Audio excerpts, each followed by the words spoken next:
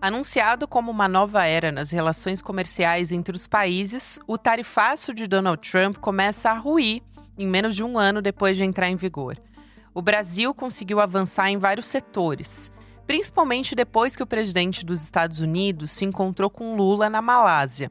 Os dois costuraram um acordo que livrou 10% de tarifas sobre o café, carne e outros produtos agrícolas.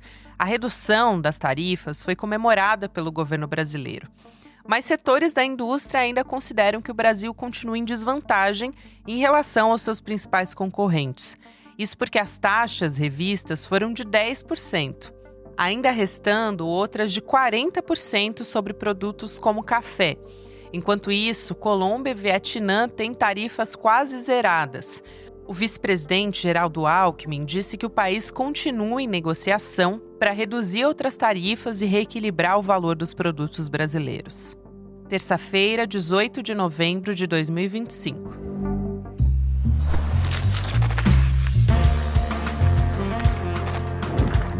Sou Gabriela Varela, esse é o podcast Detalhes, e aqui mais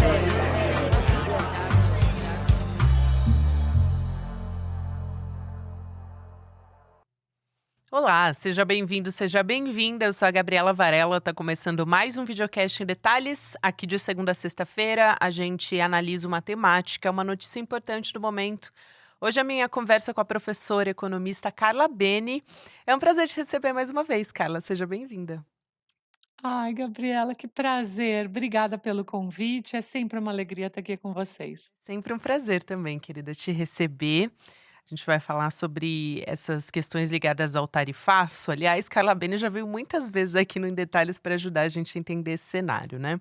A gente teve essa redução em 10%, né, da tarifa sobre cerca de 200 produtos agrícolas por parte dos Estados Unidos e o presidente Donald Trump ele justificou pela pressão da inflação interna, com o café, por exemplo, subindo cerca de 40% nas prateleiras dos supermercados. Boa parte, Carla, do café que os estadunidenses têm no seu dia a dia é brasileiro, né? Eu te pergunto se essa redução de 10% é um sinal de boa vontade diplomática com o Brasil nessa reaproximação. O governo brasileiro tem falado muito de que foi um avanço, né? Ou se é majoritariamente uma medida emergencial para sinalizar, o Trump sinalizar, né, que em tese ele está preocupado em proteger o consumidor estadunidense, porque quem criou, né, toda essa situação, esse custo elevado, foi causado pelo próprio Donald Trump e toda essa guerra comercial também. É isso mesmo. Olha, essa questão do café, né, específica, né? Porque a gente está aí discutindo o tarifaço como um todo. Mas essa questão do café, eu fui até ouvir um pouquinho os especialistas mesmo na área, aqueles que realmente produzem, que exportam e tudo. E aqui há um ponto importante para a gente considerar, que ele tirou os 10% para nós, só que isso acabou diminuindo para outros países que são concorrentes do Brasil, como o Vietnã e outros. Então, hoje, para o exportador de café, nós estamos menos competitivos, porque essa retirada de 10% praticamente zerou em alguns outros países e a gente continua com os 40% adicionais. Então, olha que interessante, quer dizer, mesmo sim a gente entende, por isso que a gente tem que fatiar o assunto, né? A gente entende que é uma melhora, que há uma negociação que está em curso, que isso daí é melhor, digamos assim, macroeconomicamente para um todo, mas aí a gente vai pegando a lupinha do em detalhes, e aí a gente vai olhando e chegando. Será que para aquele que exporta, né, para o produtor de café que exporta para os Estados Unidos, realmente deu uma melhora? Na ótica deles, isso daí acabou piorando, porque essa retirada de 10% deixou outros países mais competitivos que nós. Então, a aguardar aí para ver, inclusive o pronunciamento, né, porque foi agora, esse final de semana. Perfeito. Eu quero até justamente entrar nessa questão, né, da redução de 10%, de 50 para 40, no nosso caso. O setor de café tem reclamado bastante, já que a gente está falando sobre isso, de uma desvantagem, né, tem os concorrentes, a Colômbia, o Vietnã, que tiveram ali as suas tarifas zeradas. E aí, Carla, eu te pergunto um pouco sobre a representação, né, a representatividade dessa parcela de cada um desses países nesse mercado dos Estados Unidos. E voltando a olhar para o Brasil, como é que esses setores têm se pronunciado também. Tem o Conselho dos Exportadores de Café, por exemplo, dizendo numa entrevista para o UOL que essa tarifa de 40% que foi mantida sobre o nosso café pode causar um prejuízo irreversível. Como é que você avalia isso? Porque essa declaração, me parece um pouco mais é bem diferente do que, por exemplo, o Geraldo Alckmin está avaliando, né, diz que é um primeiro passo positivo para se caminhar. Claro, o Alckmin ele não diz que isso vai resolver tudo, mas diz que é um primeiro passo positivo e que a distorção ainda precisa ser corrigida, né, mas irreversível, chegar a um caso como esse me parece que é algo um cenário muito mais pessimista. Sim, parece. Aliás, o dado do Alckmin eu achei interessante, eu peguei aqui um trechinho da própria fala dele, quando ele diz que na gestão agora Trump, as exportações brasileiras que estão isentas de qualquer tarifa, por causa dessa redução agora dos 10% adotados, passou de 23 para 26%. Isso são mais bilhões em vendas. Então, sim, dentro da fala do Alckmin, a gente tem uma melhora macroeconomicamente falando, então isso daí é importante. Agora, quando a gente fala, por exemplo, de exportação de café, a gente fala tudo muito assim no genérico. Só que existe o café verde, existe o café torrado, e existem os paladares do mercado consumidor. Então você acaba produzindo para um mercado consumidor que tem um paladar, uma característica específica. Então o Brasil exporta muito café verde, para que a torra seja feita no local e de acordo com aquilo que o consumidor gosta mais. Então repare que são vários mercados dentro do assunto chamado café. Por um outro lado, nós temos um mundo inteiro querendo comprar café. Então, essa ótica pessimista, eu acho que ela está mais ligada à cronologia, à questão do tempo de você fazer uma reversão entre se vai ser verde, torrado, se vai ser robusta, o que vai ser para vender para um outro mercado. E aí sim, tem um intervalo de tempo para isso, você pode sim acumular prejuízos que levem um tempo maior para poder recuperar. Então, talvez o irreversível seja para aquele assunto, aquele tipo, e o mercado americano, se não tiver alguma medida, digamos assim, mais imediata com relação aos 40%. Então, eu acho que dá para entender a questão do produtor de café e do exportador de café sob essa ótica, com essa palavra irreversível. E agora, olhando para os efeitos aqui no Brasil, né, a gente falando aqui que o governo brasileiro tem celebrado de uma maneira geral aqui como uma conquista, um resultado dessa atuação, dessa aproximação estratégica do Itamaraty, do governo Lula. O que que isso vai mudar na vida dos brasileiros, essa notícia que a gente teve dessa primeira redução, professora? Olha, nesse primeiro momento, isso daí acaba mudando pouco, Uhum. porque você já o mercado continua exportando, mesmo para outros países. Então, por exemplo, o mercado de carnes. Nós tivemos agora, essa semana, acho que foi quinta ou sexta-feira, anunciado recorde de exportação. Então, mesmo tendo uma queda para os Estados Unidos, a abertura de mercado que o governo fez para outros países foi algo crucial. Isso é Então a gente importante. está exportando desde ossos para o México, para a produção de colágeno, abertura do mercado para o Vietnã, abertura do mercado para a Malásia. Então, isso daí realmente deu um volume maior de parceiros que aumentou a nossa exportação no todo, mesmo tendo aquele ponto prejudicado. Então, isso é muito importante.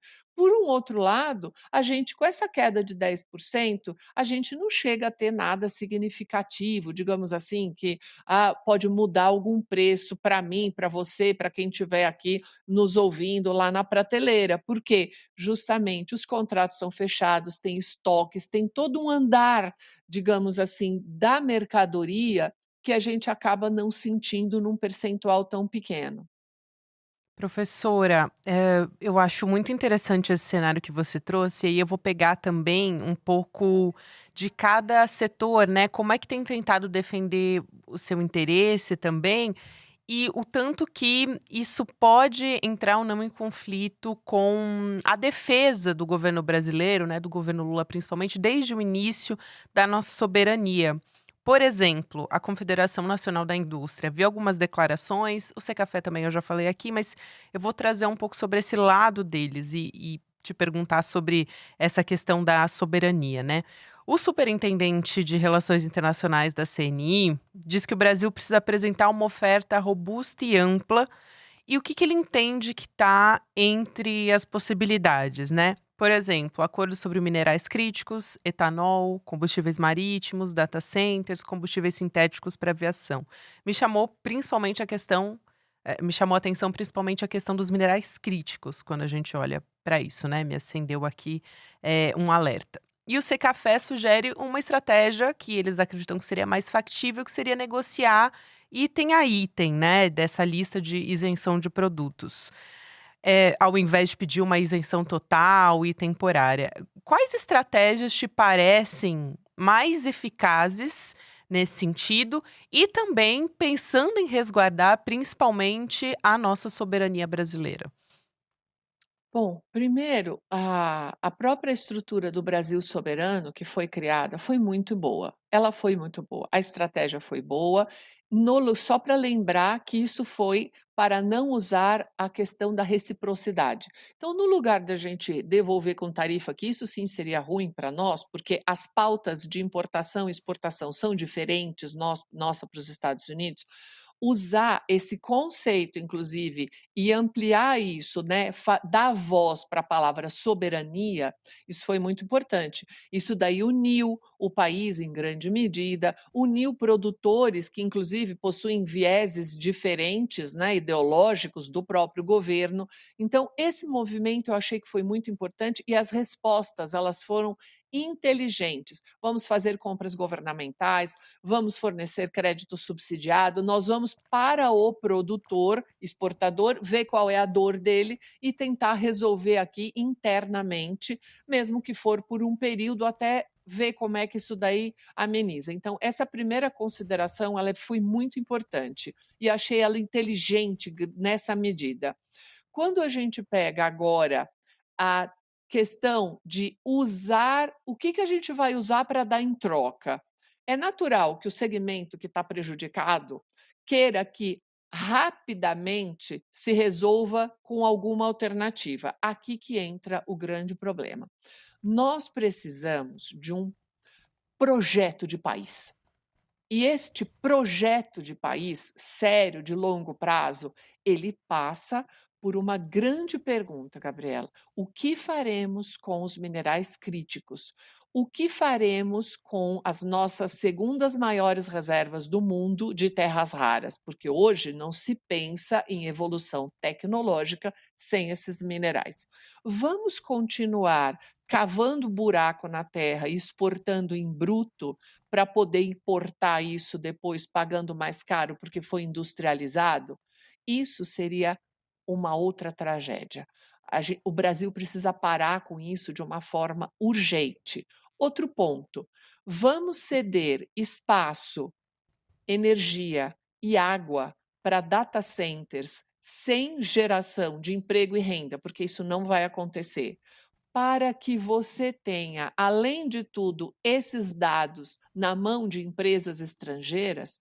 Essas são as questões centrais. Se tiver que responder tudo muito rápido, se tiver que resolver o problema dos setores, sejam ele madeira, móveis ou café, com isso, a gente simplesmente tem uma solução de curto prazo e tem um prejuízo histórico, digamos assim.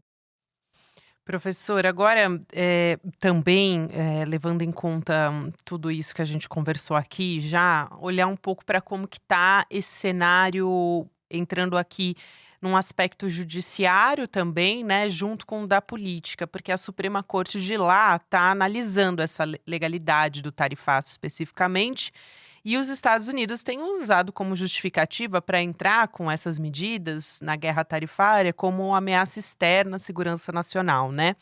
A ministra da Suprema Corte, para trazer aqui um exemplo, a Sônia Sotomayor, ela citou a tarifa contra o Brasil como um exemplo de caso que não se relaciona a uma emergência nacional, e sim com uma tentativa do Trump em proteger um aliado político que seria o Jair Bolsonaro. Eu li algumas reportagens também da imprensa internacional de como é que está o termômetro, se a Suprema Corte está inclinada ou não a bloquear o tarifaço, e o que dizem é que sim, né? Por 6 votos a 3 ou 5 a 4, enfim, mas por considerar uma violação de princípio constitucional.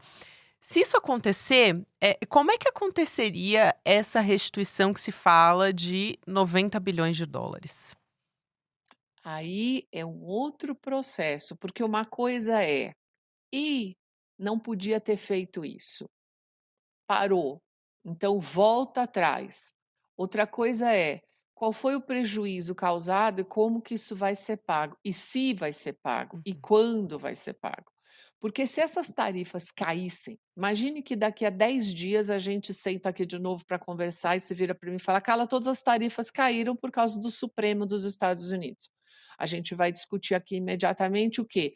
Como que os setores voltaram a exportar, se os contratos voltaram a ser firmados ou como que a geopolítica se reposicionou, porque o comércio internacional ele não está esperando, está todo mundo se reposicionando. Isso. Nunca mais tudo será o mesmo. A gente nunca mais volta para aquela mesma posição. Os mercados já se alteraram. Aí é ver a reposição e é o reposicionamento melhor dos mercados. Outra coisa é como que vai ser feito esse cálculo do prejuízo, quem vai pagar, como e quando. Aí eu acho que isso é um processo jurídico para muito tempo e para muito longo prazo, para pensar de que talvez os exportadores teriam algum ressarcimento financeiro, entendeu?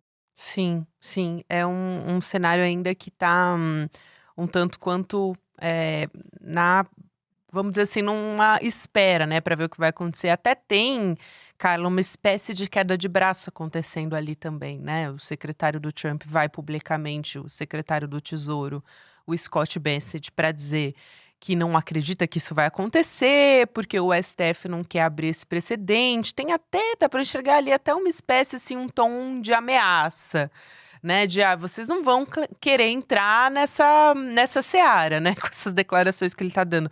Agora, essa possibilidade até olhando, né, para o horizonte de uma restituição, pode impulsionar a Casa Branca a ter um acordo político, não só com o Brasil, mas acho que a gente pode se enxergar nesse cenário também, um acordo político com o Brasil, com Hum. outros países, né, para que isso talvez impacte na decisão final da Suprema Corte?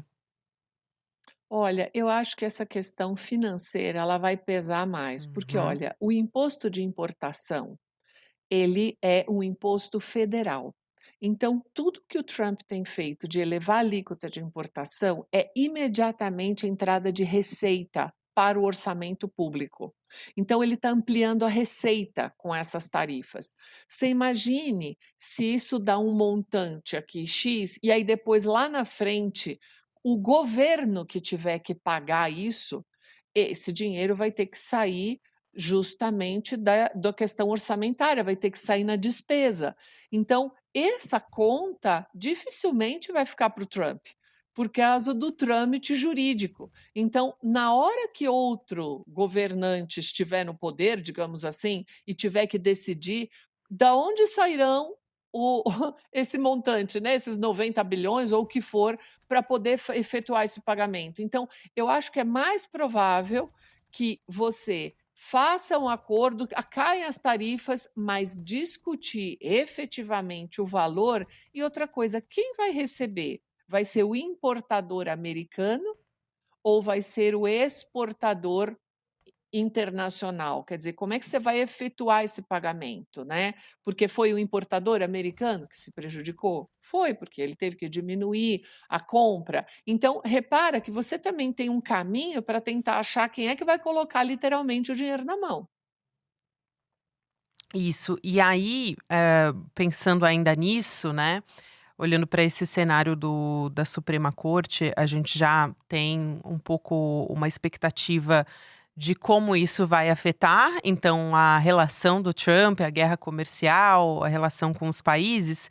E eu quero um pouco te ouvir também, Carla, sobre como a gente teve algumas movimentações, até é um pouco mais olhando para o cenário político, né? Mas você é uma excelente analista política também. E o que a gente está fazendo aqui é um pouco das duas coisas, né? Trazer o cenário da economia para alinhando com a política também.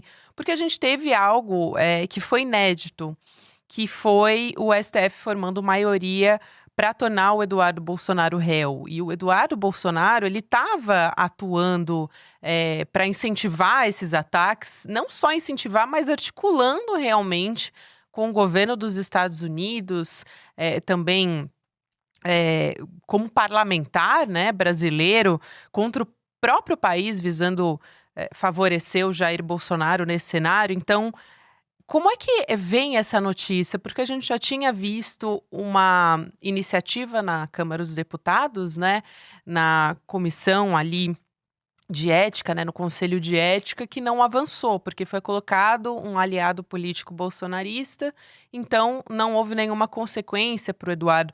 Que recado político que isso traz? Já que, enfim, a gente está vendo um movimento de um parlamentar que não, até agora, aliás, é o primeiro passo, né, gente, para talvez ter uma consequência dessas ações. Mas é uma resposta de que isso não pode ser tornado normal, né, assim, a gente não pode ver essas ações do Eduardo Bolsonaro como algo normal. Sim, olha, essa questão ela é muito interessante e eu tenho observado muito ela ultimamente, porque eu acho que eu já usei essa frase aqui com você alguma vez, eu Hum. vou até repetir, ela é uma frase até meio forte, no seguinte sentido, que a política ela não perdoa os fracos. Então, quando você enfraquece na política, você é descartado. Então, há um movimento, se você reparar, quer dizer, quando o Eduardo Bolsonaro se torna réu, ele tem um enfraquecimento muito forte, que é exatamente esse ponto que você falou. Outro ponto agora é toda uma discussão onde o Bolsonaro pai vai cumprir a pena, se ele vai para a Papuda, se ele não vai, se ele vai continuar na prisão domiciliar. Se ele continuar na prisão domiciliar, o partido vai continuar financiando a casa, pagando o aluguel? E dentro de um enfraquecimento político dele, porque ele está preso e pronto. Então você repara que há um desmonte da estrutura bolsonarista, e esse desmonte dessa estrutura, ele também provoca uma reação, porque Trump não se alia aos fracos. Ele não quer a imagem dele associada a nenhum político que tenha essa possibilidade de enfraquecimento. Então, se você olhar, ele pintou um clima com o Lula, ele fala que gosta do Lula, fala que o Lula é um cara legal e tudo. Repara, você teve uma resposta a todo essa que a gente já falou do movimento Brasil Soberano. O Lula saiu fortalecido desse processo. E ao se fortalecer desse processo, ele também enfraquece a outra ponta. Então, o próprio presidente Trump, que saindo das negociações, deixando um pouco, digamos, para o setor realmente profissional, diplomático, que vai discutir tarifa e tudo, ele sai com um olhar para o Lula que ele não tinha. Então, se você parar para pensar e começar a sopesar isso, você vai reparar que o que a gente está vendo é força e fraqueza. E esse cenário para a família Bolsonaro como um todo, ela é um cenário muito complexo daqui para frente, porque sim, Eduardo Bolsonaro é réu. Então, daqui para frente, a tendência é um enfraquecimento maior, e do enfraquecimento para o ostracismo, nós temos vários exemplos. E, até teve um movimento que eu achei interessante, que foi a senadora Tereza Cristina, que é uma liderança ali do agronegócio, né, de um grupo bem específico também, de apoiadora do ex-presidente Jair Bolsonaro. E ela foi alvo de críticas, porque foi falar sobre essa notícia que a gente teve sobre a redução do tarifaço, né, e ela elogiou, né, disse que era um início de um alívio, enfim. Então, até ela que está, vamos dizer assim, na base de apoio do Bolsonaro, do bolsonarismo, também enxerga, justamente porque tem um impacto para o agronegócio, como o início de alívio para o agro. E aí foi muito criticada pela base bolsonarista, enfim, mas existe essa discordância até dentro desse grupo da extrema direita, né. Sim, porque ele não é monolítico. E onde que ele se fraciona? No bolso. Então, tenho uma defesa, mas aquilo começa a prejudicar o meu bolso, você começa a fracionar o grupo, mesmo sabendo que há uma parte que, mesmo com prejuízo, continua defendendo. Isso a gente sabe que vai ter esse percentual, mas esse percentual ele vai se diminuindo na linha. E a questão do prejuízo é ele que pesa mais na decisão. Então, o posicionamento dela, da ministra, foi muito interessante, porque foi um posicionamento pragmático, né.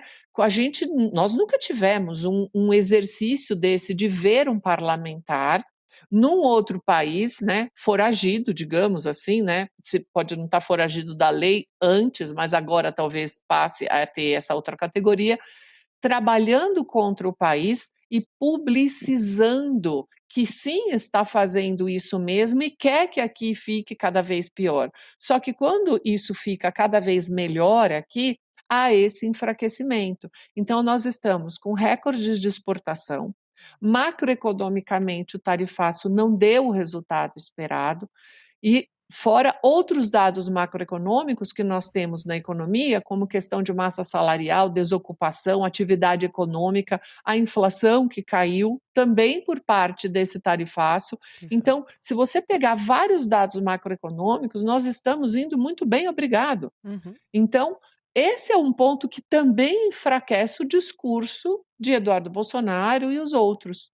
Excelente, professora. E acho que isso caminha, né, para a gente ter também aspectos positivos, mas ainda é uma primeira redução, claro, e a gente já até falou sobre esse cenário de como a gente poder olhar para esse futuro de uma maneira um pouco mais, vamos dizer assim, com uma perspectiva um pouco mais concreta do que pode acontecer. Quero muito te agradecer mais uma vez para a gente compreender o tarifaço nesse estágio que a gente está. A gente já conversou em tantas etapas do tarifaço.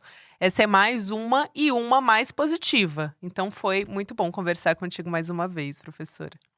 Ai, obrigada, Gabriela. E eu só queria lembrar um ponto para a gente jamais esquecer, que quando o Trump fez isso no governo anterior dele, depois de um ano, ele eliminou todas as tarifas adicionais. Nós estamos chegando quase nesse período. É.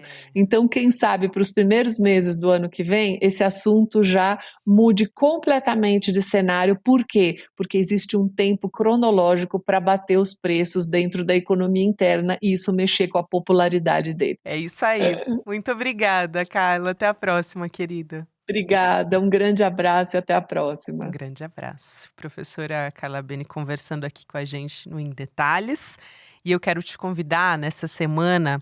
A gente está chegando pertinho da estreia do nosso curso de pós-graduação do ICL. É um curso novo, eu já te contei aqui, Teoria Crítica da Sociedade. Então, um lançamento da nossa primeira turma vai acontecer no dia 27 de novembro, que é uma quinta-feira, 8 horas da noite. Você garante a sua vaga em detalhesicl.com.br. Lá, durante esse evento, você vai saber quais são as condições exclusivas para você que vai assistir o evento. Então, todo mundo pode ter acesso ao curso de uma maneira mais acessível, né, com descontos nesse evento de estreia. Então vale a pena participar. E tem professor, assim, de excelência, a gente está vendo aqui na tela Nancy Fraser, tem os nossos professores Gessé Souza, Lindener Pareto, tem a Márcia Tiburi, tem também o Elias Jabur, enfim, Vladimir Safatli. Vai lá que você vai ficar sabendo toda a grade que vai participar junto com a gente nesse lançamento. Agora, na sequência, para você que me acompanha pelo YouTube, tem o Mercado Investimentos, depois o Rolê ICL, e você pode ouvir o Em Detalhes em qualquer momento do seu dia nas plataformas de áudio. Tem conteúdo novo de segunda a sexta. Até amanhã. Democracia radical. Já ouviu falar sobre esse conceito? Não existe democracia se não formos ao limite em busca de mais direitos, igualdade e liberdade. Esse é um conceito necessário que hoje faz parte do campo de estudos da teoria crítica e que iremos estudar no nosso curso de pós-graduação do ICL. Eu vou contar mais sobre isso no dia do lançamento oficial da pós, dia 27 de novembro, uma quinta, às 20 horas. Eu te espero lá. O ICL está em todo lugar, na palma da sua mão, na TV da sua casa e até nos seus ouvidos. Para ir além da manchete e mergulhar com apuração e contexto de verdade, acesse iclnoticias.com.br. Siga o ICL, compartilha e vem com a gente. Informação para quem pensa.